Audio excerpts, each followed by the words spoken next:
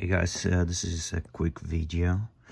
I'm using a older HP, you can see here, ProBook 6555B, and you can see here I have a sticker with Windows 7 Pro, and many of you probably don't know, but you can activate Windows 10 with this key, even if it says Windows 7. So I'm gonna put it right now. I'm not gonna show you the last numbers, but I'm gonna see that it's the same. H86 RH TR HQP 6B F4 8 Q F4 8 so Q8. Oops, I missed Q2 for HM, and I'm gonna not show you the last numbers.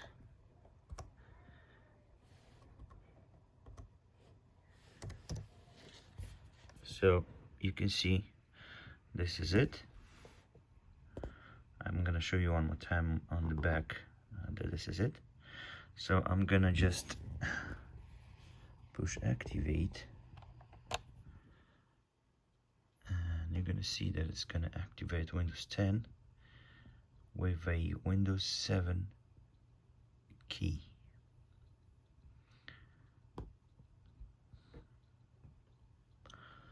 It might take some while, but it's gonna activate.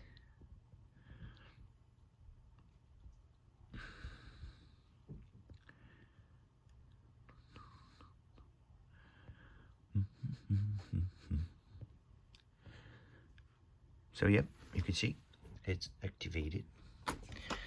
It went through. It didn't give me an error, and I'm gonna install it, and after installing it I'm gonna show you that it's activated. So you can see after installing it gave me Windows 10 Pro.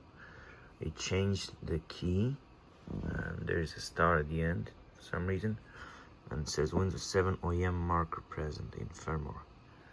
So yeah, you can activate Windows 10 with a Windows 7 key.